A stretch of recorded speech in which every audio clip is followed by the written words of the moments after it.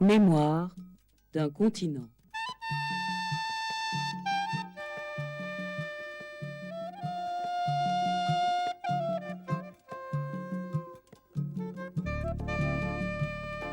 Elikia Mbokolo, août 1983, octobre 1987, cela fait... Cette voix que les auditeurs à travers l'Afrique entendent depuis plusieurs années, nous en avons découvert le visage dans ce temple du savoir qu'est l'école des hautes études en sciences sociales à Paris. C'est là, au coin du boulevard Raspail, que le professeur Elikia Mbokolo enseigne l'histoire depuis 1975.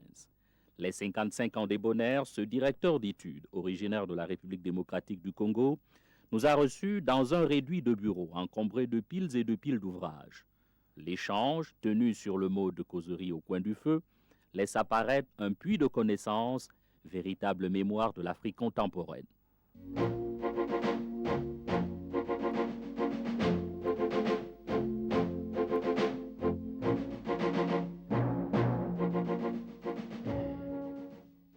Professeur Elikia Mbokolo, bonsoir. Bonsoir. Merci de participer à cette série d'émissions consacrée au bilan que nous voulons faire de l'histoire du continent africain en ce XXe siècle finissant.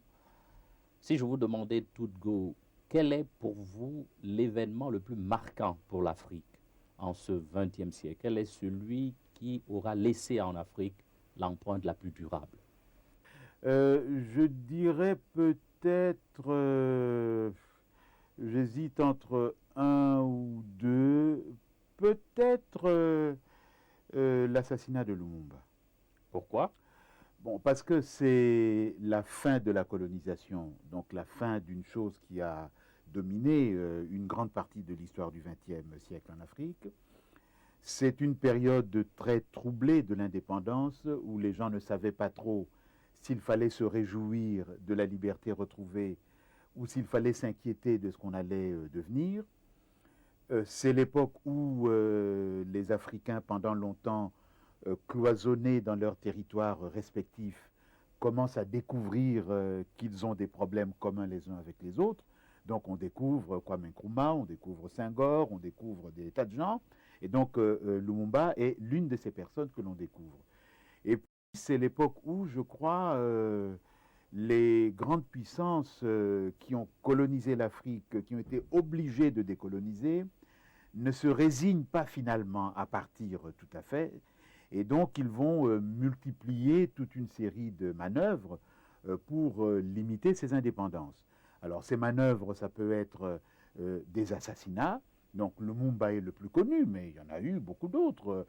Au Cameroun, au Togo, un peu partout, les gens qui étaient considérés comme radicaux, et à l'époque, on les accusait même de communisme. À défaut d'élimination politique, il y a des coups d'État militaires. Et je crois donc que l'assassinat de Lumumba, c'est un moment central. Et je pourrais dire qu'aujourd'hui, les sociétés africaines sont en train de sortir de ce moment-là. Parce qu'aujourd'hui, les problèmes que nous nous posons en Afrique sont plus tournés vers l'avenir que tournés vers le passé. Et il y a un certain nombre de recompositions, de reconstructions qui sont en train de se faire et qui nous éloignent peut-être à la fois intellectuellement et physiquement des années 60 et de la période des indépendances. Est-ce que l'assassinat de Lumumba, c'est une espèce déjà de malédiction qui frappe l'Afrique? Alors, justement, on avait l'impression qu'il y avait un début de malédiction, hein, parce que si vous regardez à ce moment-là, un certain nombre de gens, Joseph Kabasele a fait une très belle chanson à l'époque, Indépendance Chacha, qui jusqu'aujourd'hui est un grand succès de la musique de variété du continent africain. Donc on a l'impression qu'au moment où l'Afrique va prendre son élan, eh bien on casse cet élan. Et donc une sorte en effet de malédiction par rapport auquel le continent africain et certains pays en particulier vont avoir beaucoup de mal à se redresser. Alors, comme on fait quelquefois de l'histoire fiction, on se demande qu'est-ce que serait devenu le Congo si Lumumba avait vécu. On se demande qu'est-ce que serait devenu la Centrafrique si Barthélemy Boganda n'avait pas été assassiné 2 ans avant Lumumba. On se demande que serait devenu le Cameroun si Oumniobé, par exemple, n'avait pas été assassiné. Donc, toute une série de questions comme ça, on a l'impression qu'il y a eu un choc que nous n'avons peut-être pas accusé sur le coup, mais qu'on va retrouver plus tard dans l'avenir des sociétés africaines. Et aujourd'hui, dans beaucoup de pays, ces héros qui avaient été liquidés physiquement, eh bien, reviennent à la surface comme de grands héros nationaux. Donc on peut dire d'une certaine manière qu'à la fin du siècle, nous sommes en train de tourner la page véritablement. La page non seulement d'une année, mais la page d'un demi-siècle, celui des indépendances, et avec l'indépendance aussi, la page de la colonisation et de ses conséquences. Qu'est-ce que tous ces gens ont de commun, les Lumumba, les Sékou Touré, les Oumniobé? Alors, ils ont... Pourquoi dérangent-ils tant? Alors, ils dérangent parce que si on compare avec certains des hommes politiques qui sont aujourd'hui à la tête de l'État, c'est que ce n'est pas seulement des technocrates. Les gens que nous avons aujourd'hui à la tête de nos États, c'est ou bien des technocrates, ou bien de politiques entourés par des technocrates. Donc c'est des gens qui répètent un discours convenu d'après lequel la gestion est tout à fait essentielle, l'économie est la chose la plus importante, les finances sont les choses les plus importantes, les hommes, bon, on verra ce qu'on peut en faire. Eux, au contraire, insistaient d'abord sur les hommes. Donc il y a chez eux une vision du futur. Non pas seulement la gestion d'une année sur l'autre, faire que la balance commerciale, le budget soit en équilibre, mais une vision sur 10 ans, sur 20 ans, sur 30 ans. Où est-ce qu'ils prennent cette vision à ce moment-là? Pourtant, pour la plupart, c'est des gens qui n'ont pas fait de grandes études. Voilà encore un paradoxe qui est, je pense, à leur avantage.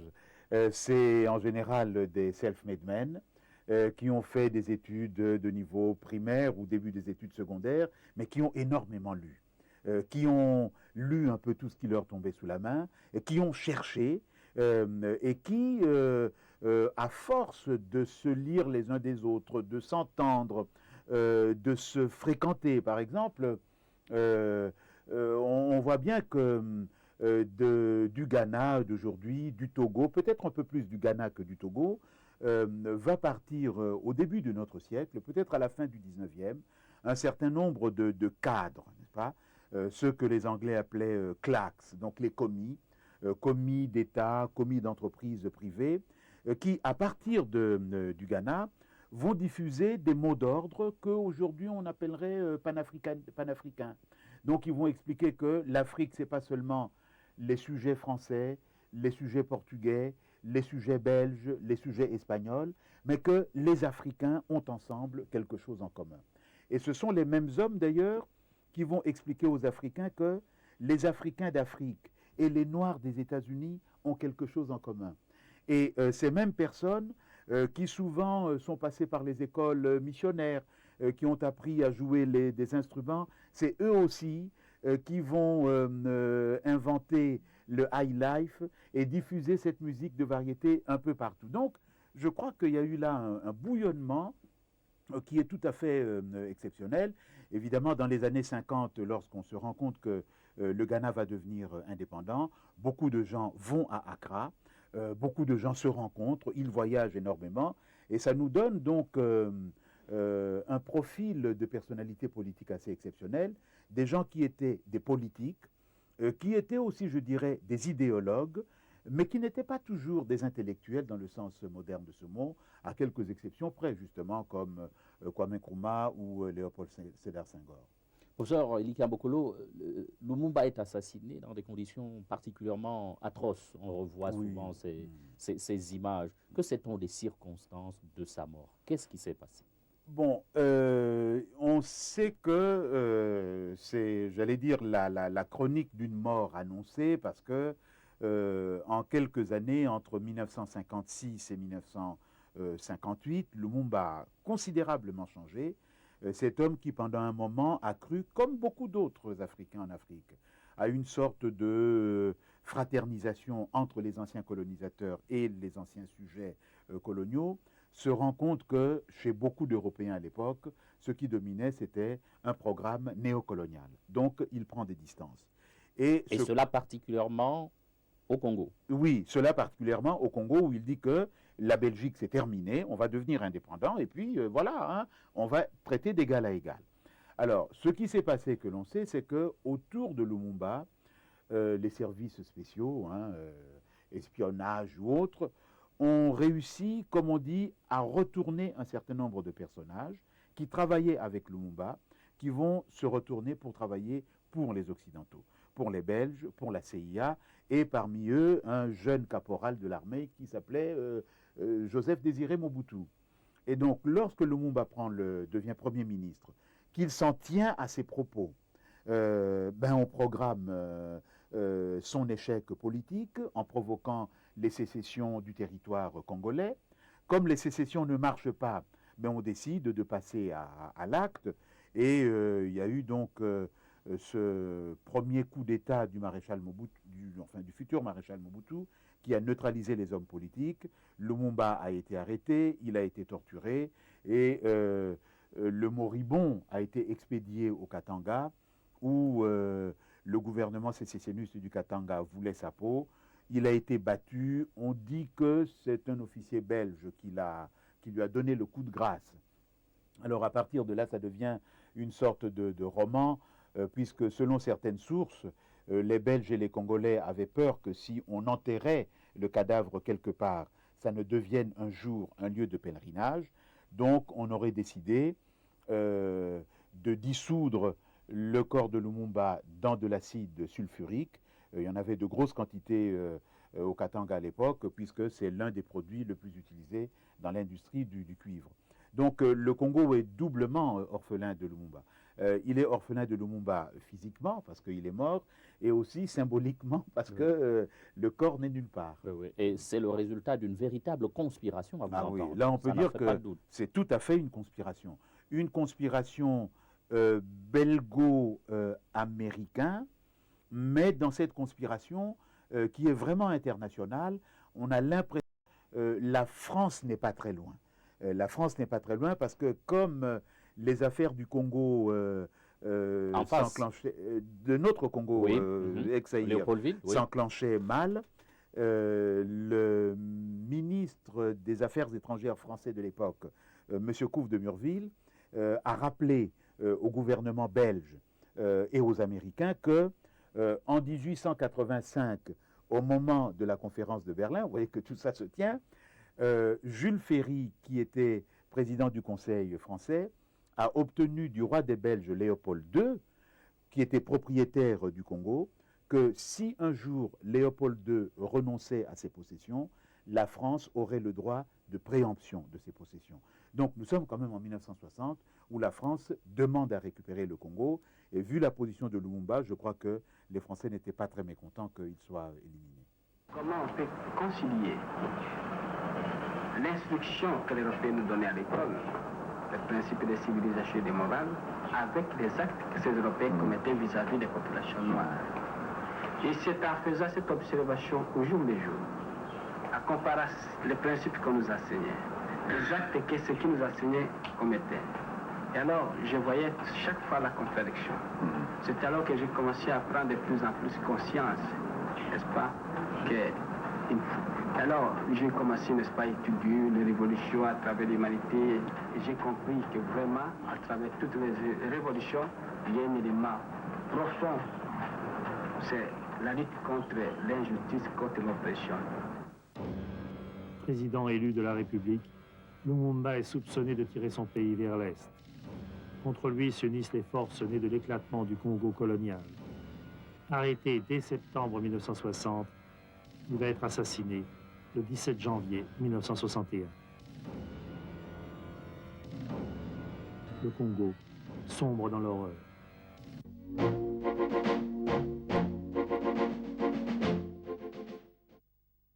Alors, professeur Eliki Ambokolo, qui est-ce qui est finalement trompé dans ces années d'indépendance? Parce que les puissances occidentales nous disent qu'elles veulent bien donner l'indépendance à l'Afrique. L'ONU apparemment se réjouit de cette disposition, mais on se rend compte que ces puissances retirent d'une main ce qu'elles donnent de l'autre.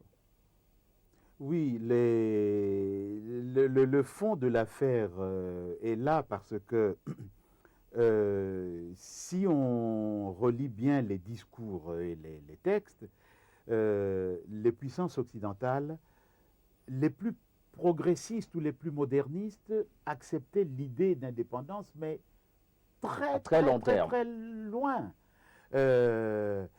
Bon, le Ghana était considéré comme le pays le plus avancé de l'Afrique au début des années 50, et les Anglais disaient, au mieux, le Ghana sera indépendant dans 30 ans. Donc ça nous mettait vers les années 80.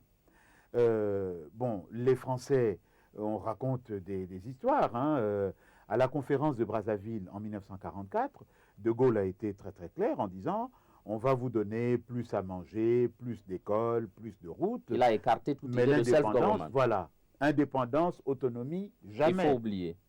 Qu'est-ce qui reste? Les Belges, bon, eux, ils considéraient que les habitants du Congo, du Rwanda et du Burundi étaient des sauvages et que, on verra très tard, les Portugais et les Espagnols, ben pour eux, l'Angola, le Mozambique, la Guinée, le Cap-Vert, Saint-Thomé et Principe pour les Portugais et la Guinée équatoriale pour les Espagnols, ça faisait partie de leur territoire. Donc, il n'y avait pas à décoloniser. Donc, en quelque sorte, ce sont les événements qui se sont précipités. Là-dedans, il y a quand même pas mal de l'attitude américaine, parce que les Américains, jusqu'aujourd'hui, on le voit bien dans leur attitude, ils veulent chasser les Européens, mais pour prendre la place. Et donc, les Américains jouaient la carte, l'Europe dégage les lieux, nous, on s'installe. Donc, les Américains ont poussé à la roue. Il y a aussi le monde communiste, les Russes et tout leur espace géopolitique qui, pour des raisons d'idéologie, mais aussi peut-être pour des raisons de prestige et de puissance, poussaient à l'indépendance des territoires africains. Moi, je crois que s'il y a des gens vraiment sincères hein, qui voulaient l'indépendance, je crois que les pays latino-américains qui connaissaient déjà la colonisation, beaucoup de pays asiatiques comme l'Inde, un homme comme Nehru, sincèrement pensait qu'il fallait décoloniser. Est-ce qu'il en a parlé à la première conférence de non-alignés? Oui, il en a parlé déjà à Bandung en 1955. Il en a parlé en 61 quand il rencontre Tito. C'était vraiment son obsession que le Sud devienne indépendant. Je pense aussi que les pays arabes voulaient l'indépendance parce que tout seul face à l'Occident, ça ne les arrangeait pas trop. Il fallait libérer ce qui était à libérer. Nous, l'Afrique noire, nous sommes un peu la colline sur laquelle le monde arabe s'adosse. Hein, donc, ils ont besoin de nous. Et je dirais le Vatican. Le Vatican, on ne sait pas vraiment trop pourquoi. Pie XII, je crois, avait besoin de redorer son blason. Après tout ce silence de la Deuxième Guerre mondiale, il lui fallait un acte politique fort. Cet acte, ça a été... Il va prendre officiellement position. Il a pris position très clairement pour condamner la colonisation. Ce qui d'ailleurs a surpris beaucoup de gens. C'est qu'il le réconcilie en quelque sorte avec la morale chrétienne. Exactement, en disant, vous voyez bien, nous sommes pour l'égalité des hommes, l'égalité des races, etc. Et Jean XXIII, je pense, il arrive donc sur le siège de Saint-Pierre en 1958, Jean XXIII, lui, était franchement, franchement, pour la décolonisation. Donc ça représente quand même des références culturelles et spirituelles importantes. Alors nous, Africains, on a bénéficié de ça. On a bénéficié aussi je pense qu'il y avait un élan populaire au moment des décolonisations. Un élan très très franchement populaire, mais je crois qu'on peut dire aussi que, sauf quelques exceptions, notamment tous les gens qui ont été assassinés, la plupart des hommes politiques de l'époque, ils avaient peur de s'appuyer vraiment sur les peuples africains. Ils pensaient que le jeu diplomatique, tout ça, allait suffire, que vous avez un drapeau, vous êtes à l'ONU, qui va venir vous enquiquiner chez vous. Et donc, n'osant pas s'appuyer sur leur peuple, ils ne se sont appuyés sur rien. Donc la colonisation a pu très rapidement les récupérer, soit par l'économie, soit par des menaces, soit par des accords militaires, etc. Et d'ailleurs, on sait très bien que très vite, dès le début des années 60, ces accords militaires vont jouer. Dans le cas de l'Angleterre au Kenya, Dans le cas de la Belgique au Congo, dans le cas de la France, très vite, au Gabon et dans un certain nombre de pays, on voit à la fois des bases militaires et l'armée française intervenir pour empêcher des dérives radicales. Alors, je ne sais pas si je vous résume bien. Vous semblez dire que, en réalité, les indépendances, c'était un marché de dupes. Pour ceux qui l'ont donné, ils avaient l'impression qu'ils donnaient juste la coquille, hein, les symboles. Gardaient l'essentiel. Mais ils conservaient l'essentiel. Pour nos peuples, ils avaient l'impression que quelque chose allait venir qui n'est pas vraiment venu. Et nos hommes d'État, donc, ont eu des fauteuils dorés, mais dans des déserts. Mais précisément, nos chefs d'État, nous-mêmes, parlons-en. Est-ce que nous étions prêts, nous, Africains, en 1960, pour assumer le rôle international? Je crois que ceux qui étaient vraiment prêts, si on regarde bien et on refuse les justifications a posteriori, ceux qui étaient prêts étaient finalement très peu nombreux. Les Kwame Nkrumah, Sékou Touré, Lumumba et quelques autres. Mais quand on regarde les grands noms que nous connaissons en Afrique, Senghor peut-être. Senghor a fini un peu tard en 1958 à dire, bon écoutez, finalement l'indépendance n'est peut-être pas si mal. Mais pendant longtemps, beaucoup ont rêvé de la communauté franco-africaine, l'union franco-africaine, donc une sorte de Commonwealth qui allait durer très très très longtemps. Et aujourd'hui, on sait que l'expression Afrique, qui aujourd'hui désigne les réseaux obscurs, secrets, plus ou moins mafieux, grâce auxquels... Un auteur parle du plus grand scandale de la République. Voilà, ce mot-là, France-Afrique, le premier qui l'a prononcé, c'est Félix Houphouët-Boigny, en disant « Notre avenir, à vous les Français et à nous, Africains, c'est une sorte de France-Afrique ». Donc, au fond, je dirais, ils avaient intégré une idéologie néocoloniale avant que le néocolonialisme, effectivement, ne se mette en place. Donc... Cela étant, nous donnions raison à ceux qui ne voulaient pas nous donner l'indépendance tout de suite. Ben, ça revenait à ça, en effet, ça revenait à ça. Alors, professeur, est-ce qu'on n'a pas commis la même erreur, comme si on n'avait pas tiré les leçons de cette époque, la même erreur avec la démocratie? Dans les années 90, nous demander à nous, Africains, d'aller à la démocratie sans préparation, disons le mot. Voilà, on peut dire les choses comme ça, parce que c'est vrai qu'il y avait dans les sociétés africaines des processus intéressants qui amenaient des changements.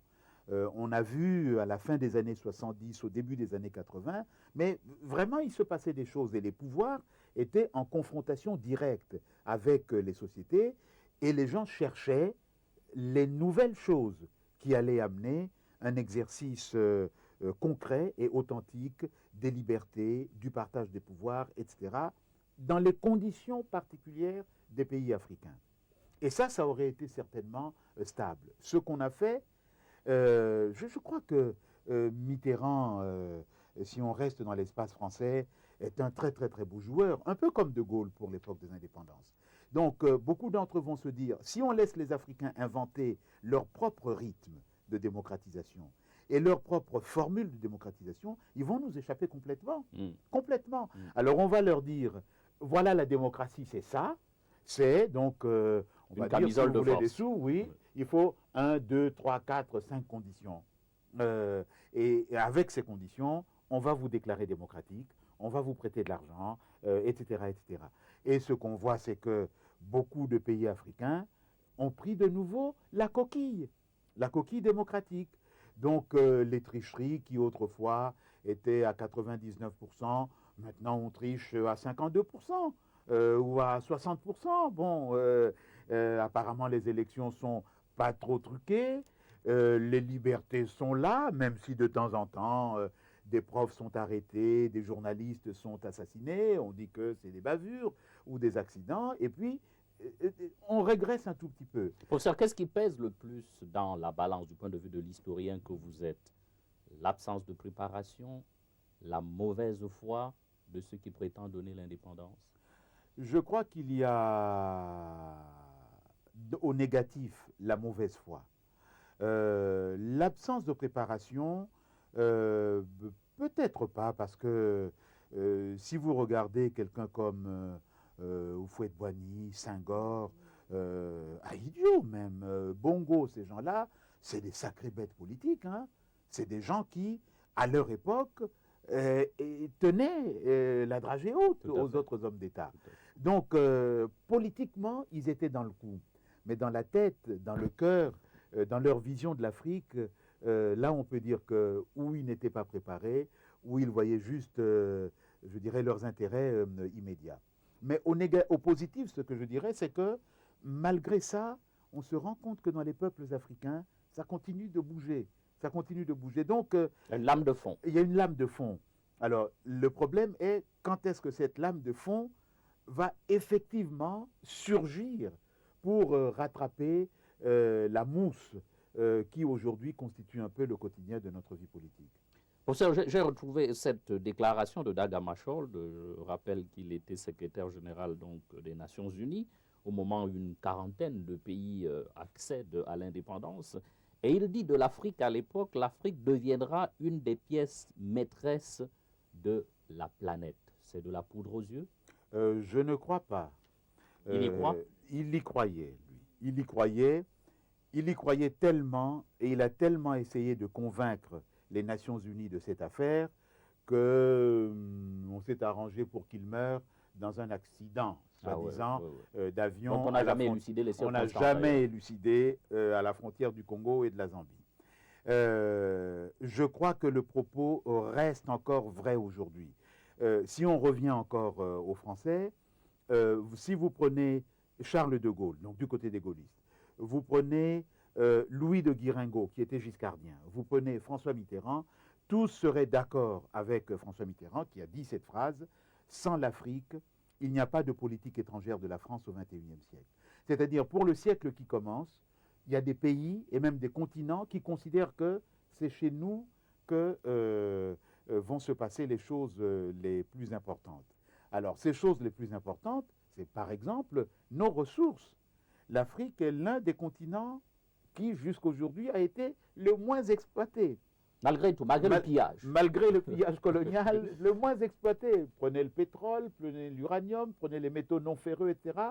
Bon, et prenez, j'allais dire, ces ressources qui vont devenir rares. L'eau, la forêt, j'allais dire l'air, la terre, l'espace. Prenez aussi, bien sûr, les hommes. Hein, on ne se rend pas compte que les pays européens ne se développent plus sur le plan démographique, ils vieillissent. L'Afrique est aujourd'hui le continent le plus jeune de la Terre. Dans 50 ans, l'Afrique sera encore le continent le plus jeune. Donc un certain nombre de gens disent ça. Demain, l'Afrique. Alors, on a l'impression que ce demain ne vient pas. Mais nous, historiens, nous essayons de voir justement ce que vous appeliez les lames de fond. Et quand on regarde les lames de fond, on voit bien que ce demain est en train de venir. Qui aurait dit que l'apartheid disparaîtrait dans les années 1990? Personne. On pensait que ça durerait comme ça. Oui, mais professeur, ça c'est la part d'optimisme. Maintenant, il y a la part de pessimisme. Quand les coups d'État arrivent encore aujourd'hui à quelques mois du XXe siècle, et certains sont très, très sanglants, comment vous réagissez? Bon, quand on voit ça, j'ai tendance un peu à dire que, bon, d'une part, ces phénomènes sont très violents, certes. Hein. Les coups d'État ou le génocide rwandais, c'est des choses très, très, très violentes. Laissons le génocide, peut-être qu'on y reviendra, c'est trop douloureux. Les coups d'État, à mon avis, sont aujourd'hui des survivances vraiment archaïques. D'ailleurs, on voit bien que quand ils arrivent, ce sont les États africains qui essayent de réagir les premiers. Oui. On a vu avec le major Bouyoya au Burundi, ce sont les États africains qui ont mis l'embargo. Tout à fait. On a vu avec le Niger, ce sont les pays voisins qui arrêtez. Le président Bongo qui a même dit je ne le recevrai pas. Oui, donc on voit bien que le gros du courant maintenant, quand même... Est-ce que ça a quelque influence sur les opinions publiques? Je pense que pour les opinions publiques de ces pays-là, les gens sont très heureux de voir que, à l'extérieur, on on n'est pas désintéressé d'eux. Il y a quand même des gens qui suivent ce qui se passe, qui vérifient ce qui se passe et qui essayent de ramener tout le monde vers une voie qui fasse honneur au continent et qui nous permette vraiment de régler les problèmes de fond, du développement, de la construction des sociétés, plutôt que les querelles politiciennes pour savoir qui va porter la casquette de chef de l'État. Professeur Eliki Ambokolo, merci. Merci.